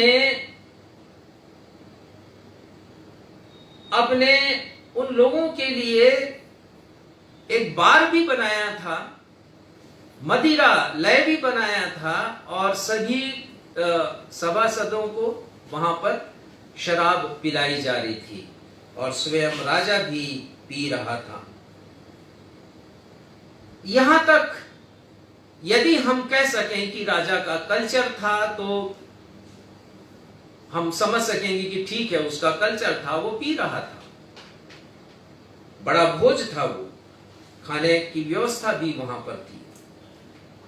लेकिन जब हम दूसरे और तीसरे पद को पढ़ते हैं तब पाते हैं कि मदहोशी के आलम में उसने वह काम किया जो उसे नहीं करना चाहिए था। पढ़िएगा। दाख मधु पीते पीते बेलशस्सर ने आज्ञा दी कि सोने चांदी के जो पात्र उसके पिता नबूकदनेस्सर ने यरूशलेम के मंदिर में से निकाले थे उन्हें लाया जाए, कि राजा अपने प्रधानों और रानियों और रखैलियों समेत उनमें पी। ये बड़ा अशोभनीय काम था, ये बड़ा अपवित्र कार्य था। इसका पूरा इतिहास लिखा गया है कि राजा नबूकदनेस्सर ने जब अपनी सेना भेजी थी यरूशलेम को फतह करने, तो उन्होंने परमेश्वर के भवन में जो पात्र, पवित्र पात्र जिसे राजा सुलेमान ने बनवाया था, उन पात्रों को लूट लिया। वो सोने और चांदी के बहुमूल्य पात्र थे तो थे ही, परंतु पवित्र कार्यों के लिए उपयोग किए जाते थे। अब ये उसने बड़ा अशोभनीय काम किया। मदिरा के नशे में, शराब के नशे में उसने कहा, आज्ञा दी कि जो पात्र मेरे पिता ने मंगवाए थे, लाए थे यरूशलेम से, उनको ले आओ, मैं उनमें शराब पीऊंगा। तब तीसरे पद में पढ़ते हैं कि सम्राट की आज्ञा का पालन किया गया और वो पात्र लाए गए, और लिखा है कि राजा अपने प्रधानों, अपनी रानी और रखेलियों के साथ बैठकर उन पात्रों में शराब डाल डाल करके पीने और पिलाने लगा। एक जापानी कहावत है, first the man takes a drink, पहले आदमी शराब पीता है, then the drink takes a drink, फिर शराब शराब को पीती है। और फिर ये कहावत की अंतिम पंक्ति कहती है, after that drink takes a man, फिर शराब आदमी को पी जाती है। पहले आदमी शराब पीता है, फिर शराब शराब को पीती है, फिर वो शराब आदमी को पी जाती है। बहुत सही बात है। हम इसकी परिणति यदि देखेंगे तो यही पाएंगे। चौथे पद में लिखा है कि वे मदहोशी के आलम में स्वर्ग के परमेश्वर को भूल गए। उन्होंने उपासना शुरू की देवताओं की, नशे की हालत में, मदिरा पान करते हुए। और फिर अचानक एक घटना घटती है। 5वें पद में उसका उल्लेख है, पढ़िए। कि उसी घड़ी मनुष्य के हाथ की सी कई उंगलियां निकलकर दीवट के सामने राजमंदिर की दीवार के चूने पर कुछ लिखने लगे, और हाथ का जो भाग लिख रहा था वह राजा को दिखाई पड़ा। ये तो अपने आप में एक अद्भुत घटना थी। राजा का जो सिंहासन था, उस सिंहासन के समीप ही राजमंदिर था, और राजमंदिर की जो दीवार थी राजा को स्पष्ट रूप से दिखाई देती थी। मेरा अनुमान है, वर्णन तो नहीं है कि ये कब की घटना है, दिन की घटना है, सांझ की घटना है, रात की, लेकिन चूंकि शराब का सेवन शाम को, रात को किया जाता है, तो मैं अनुमान लगाता हूं कि उसी समय की ये घटना थी। सारे भोज और सारा आमोद प्रमोद, मौज मस्ती, रंगरेलिया रात में ही होती हैं। तो राजा का जो सिंहासन है वहां से वो मंदिर का हिस्सा दिखाई दे रहा है, दीवार दिखाई दे रहा है, और अचानक राजा की निगाहें उस तरफ जाती हैं और वो उस अद्भुत घटना को देखता है जिसमें वो पाता है कि मनुष्य के हाथ की जो पंजा है उसकी कुछ उंगलियां हैं और वो दीवार पर कुछ लिख रही हैं। ये बड़ा अनोखा था। ना इसके बारे में कभी उसने या किसी ने पढ़ा, ना सुना, ना वर्णन इसका कहीं पर आया। और मैं सोचता हूं कि वो साधारण उंगलियां नहीं रही होंगी, बड़ी बड़ी उंगलियां रही होंगी, और हाथ का केवल इतना सा हिस्सा है, पंजा। लिखा है कि राजा को दिखाई दिया। 6वां पद। उसे देखकर राजा भयभीत हो गया राजा ने बड़ी स्पष्टता से देखा है उसे, और लिखा है कि राजा भयभीत हो गया, और फिर उसके भयभीत होने के जो लक्षण हैं उसका बहुत बखूबी से यहाँ पर वर्णन किया है। और जो वर्णन है उसे यदि आप एक पंक्ति में कहना चाहें तो कह सकते हैं कि राजा भयाक्रांत हो गया। भयाक्रांत मतलब अंग्रेजी में कह सकते हैं horror attack, horror struck, terrified, extreme fear, भय स्तब्ध हो जाना, अर्थात स्तब्ध यानी चुपचाप खामोश हो जाना, भय से भयभीत हो जाना, अत्यंत डरने लगना। और मेडिकल साइंस ने इस दशा की व्याख्या की है जिसका वर्णन मैं करना चाहूंगा। ऐसे समय में अत्यंत तीव्रता से हृदय की धड़कन तेज हो जाती है, क्योंकि ब्लड प्रेशर बढ़ जाता है, और जब ब्लड प्रेशर बढ़ता है रक्त प्रवाह बड़ी तेजी के साथ नसों में बहने लगता है, चेहरा पीला पड़ जाता है, हृदय व्याकुल हो जाता है, सारा शरीर थरथराने लगता है, कांपने लगता है मनुष्य, हड्डियों के जोड़ ढीले पड़ जाते हैं, मस्तिष्क कुंद हो जाता है, सोचने समझने की क्षमता जाती रहती है, आवाज में कंपकपी आ जाती है, जिसे कहते हैं कि घिघी बंद गई। मनुष्य चिल्लाना चाहता है लेकिन हलक से आवाज निकल नहीं पाती, चीख निकलती है। पद 7 में इसका वर्णन है। ये वो पुकारने लगा, चिल्लाने लगा, चीखने लगा राजा। और 7वें पद में हमने पढ़ लिया कि उसने अपने राज्य के तांत्रिकों को बुलाया, ज्योतिषियों को बुलाया, ज्ञानवानों को बुलाया, और राजा कहते हैं पद 7 में पढ़िएगा। तब राजा ने ऊंचे शब्द से पुकार कर तंत्रियों, कसदियों और अन्य भावी बताने वालों को हाजिर करवाने की आज्ञा दी। जब बेबीलोन के पंडित पास आए तब राजा उनसे कहने लगा, जो कोई वह लिखा हुआ पढ़कर उसका अर्थ मुझे समझाए, उसे बैंजनी रंग का वस्त्र और उसके गले में सोने की कंठमाला पहनाई जाएगी। राजा ने 2 बातें कही। कोई पढ़ करके सुना दे, क्योंकि जिस लिपि में लिखी गई थी, लिखे गए थे वो शब्द, कोई नहीं जानता था कि वो लिपि कौन सी है। राजा का कहना था ना सिर्फ तुम पढ़कर सुनाओ कि लिखा क्या है, लेकिन उसकी व्याख्या भी करो, उसका अर्थ भी मुझे सुनाओ। परंतु 8 पद में लिखा है कि कोई भी न पढ़ सका न उसकी व्याख्या कर सका। पद 9 में लिखा है कि राजा की दशा बिगड़ गई, कोई सुधार उसमें नहीं हुआ। जो दशा उसकी 6वें और 7वें पद में जिसका वर्णन है वही दशा रही पद 9 में। मौज मस्ती, भोग विलास, मदिरापान सब खत्म हो गया, सन्नाटा छा गया। वहां पर लोग परेशान हो गए, राजा के जो मंत्री हैं और जितने गवर्नर्स हैं, और वो सोच रहे हैं कि राजा की हालत में सुधार आए तो कैसे आए। लेकिन दृश्य में परिवर्तन होता है।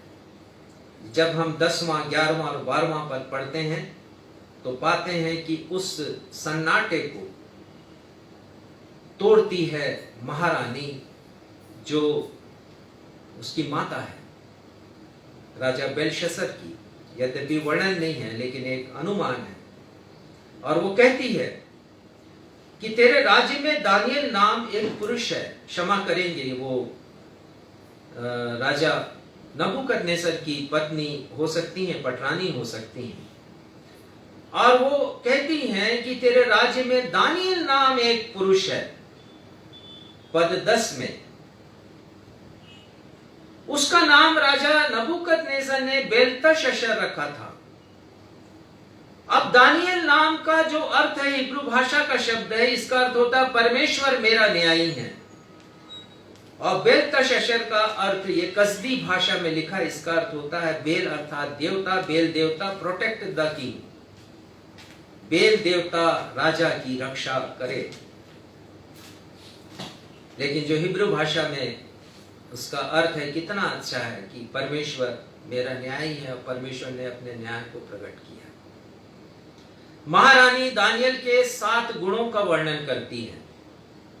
यदि आप पढ़ें पद 11 और 12 तब आपको पता चलेगा। वो कहती हैं कि उसमें ईश्वर की आत्मा अर्थात पवित्र आत्मा है। दूसरी बात, वो बुद्धि और ज्ञान से परिपूर्ण है। तीसरी बात, असाधारण समझ वाला व्यक्ति है वो।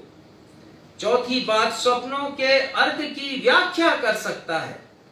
पांचवी बात, वो कठिन से कठिन पहेलियों का हल निकाल सकता है, बूझ सकता है उसको। और छठवीं बात, वो डाउट्स को, संदेहों को क्लियर कर सकता है, स्पष्ट कर सकता है। और अंतिम बात कि राजा नबूकदनेस्सर ने उसे ज्योतिषियों, तांत्रिकों और ज्ञानियों के ऊपर प्रधान ठहराया था। और तब बेलशस्सर आज्ञा देता है कि दानियल को बुलाया जाए। पद 13 में लिखा है कि दानियल राजा के पास भीतर बुलाए गए। भीतर का मतलब होता है कि राजा अब उस सभागार से निकलकर अपने शयन कक्ष में आ चुके हैं और वैद्य उनका निरीक्षण कर रहे हैं, लेकिन उनकी हालत में सुधार नहीं है।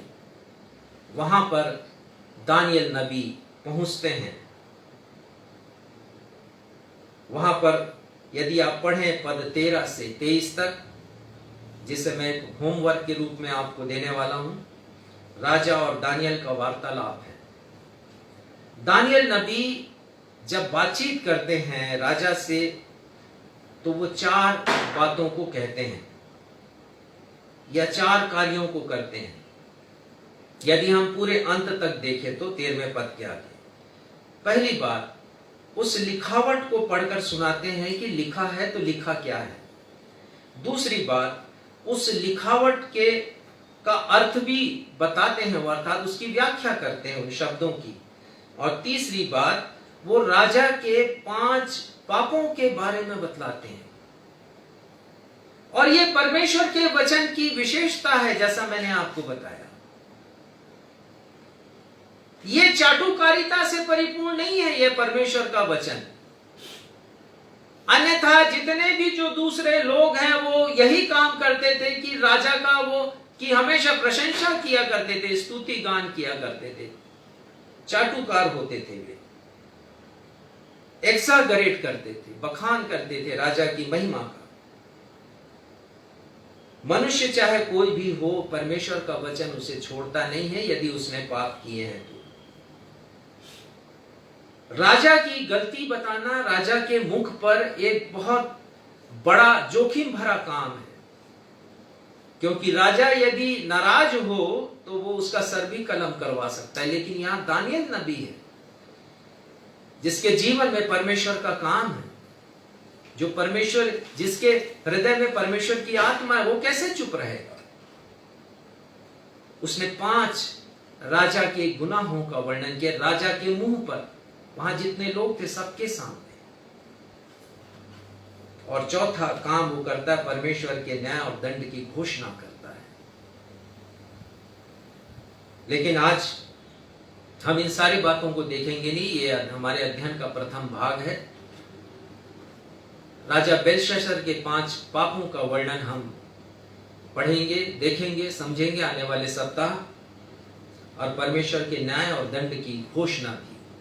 कैसे परमेश्वर 70वें वर्ष में अपनी प्रतिज्ञा को पूरी करते हैं, कैसे स्वतंत्रता का आगमन, शुभ समाचार मिलता है इस्राएलियों को, यह भी हम आने वाले सप्ताह देखेंगे। लेकिन मैं आपसे निवेदन करूंगा कि आप दानियल नबी की किताब, उसके पद 12 तक तो मैंने आपको समझा दिया, पद 13 से लेकर अंतिम पद तक आप पढ़ करके रखें और देखें कि पवित्र आत्मा आपकी क्या सहायता करता है। और आप 5 पापों के बारे में आप पता लगाएं कि वो 5 पाप क्या थे जिसे दानियल नबी ने क्षमा करेंगे। दानियल नबी ने बताया कि बेलशस्सर ने किए हैं उसे। और हम अपने अध्ययन में आगे बढ़ेंगे। बहुत रोचक अध्ययन है ये, इसे नहीं छोड़िएगा, मिस नहीं कीजिएगा, क्योंकि इस अध्ययन का संबंध मेरे और आपके न्याय से है। और ये अध्ययन हमें करेज देगा, सहायता करेगा, हमें हिम्मत देगा कि हम परमेश्वर के न्यायासन के समक्ष खड़े हो सकें। तो आइए इस अध्ययन को हम यहाँ पर समाप्त करें, लेकिन एक प्रश्न मैं आपसे करूंगा कि क्या वास्तव में मैं और आप तैयार हैं परमेश्वर के न्यायासन के सामने खड़े होने के लिए। क्षितिज ने प्रारंभ में एक बहुत छोटी सी घटना का वर्णन उसने किया है, एक लड़की के बारे में, एक महिला के बारे में, जिसने मसीह शिक्षा तो प्राप्त की, लेकिन कालांतर में वो संसार में गुम हो गई। ऐशो आराम की जिंदगी, मौज मस्ती की जिंदगी वो जीने लगी, और उसके जीवन में एक ऐसा मुकाम आया कि वो बीमार हो गई, मृत्युशैया पर थी। पर एक रात प्रभु उसे एक स्वप्न देते हैं और उसे कहते हैं कि दानियल 5वें अध्याय के 27वें पद को पढ़ो। और जब उसकी धर्म माता उसे पढ़ करके सुनाती है तो उसका जीवन बदल जाता है। और यही 27 पद में लिखा है, तकेल तू मानो तराजू में तौला गया और हल्का पाया गया। उस महिला ने भी अपने आप को तौला है और अपने आप को हल्का उसने पाया आत्मिक रीति से। हमारे लिए भी आवश्यक है कि हम अपने आप को तौले, जांचें अपने हृदय को और देखें कि हम प्रभु में कितने मजबूत हैं, प्रभु के न्यायासन के सामने खड़े हो सकते हैं कि नहीं। इस वचन के द्वारा परमेश्वर आप सभी को अपनी आशीषों से परिपूर्ण करें। आइए हम प्रार्थना करें और आशीष के साथ आज की आराधना को हम समाप्त करें। हमारे पिता, हम धन्यवाद देते हैं, आपने हमारी सहायता की है प्रभु। मेज की सहभागिता के द्वारा, गीतों के गाए जाने के द्वारा, वचन को पढ़ने के द्वारा, प्रार्थनाओं के द्वारा पिता आपने हम सभी की सहायता की, आशीषित किया है प्रभु। वचन के प्रचार के द्वारा, और हमने जान लिया है प्रभु कि हमें तैयारी करना है, तैयार रहना है, ताकि हम आपके न्यायासन के सामने खड़े रह सकें। हम आपकी महिमा, आराधना और स्तुति करते हैं प्रभु। आपने जो हमें अवसर दिया संभालने का, हम इसे व्यर्थ ना गवाएं। अपनी इस प्रार्थना को हम अपने उद्धारकर्ता, मुक्तिदाता प्रभु यीशु मसीह के नाम से मांगते हैं, सुनिए और ग्रहण कीजिए। आमीन। आमीन। आइए हम आशीष ग्रहण करें।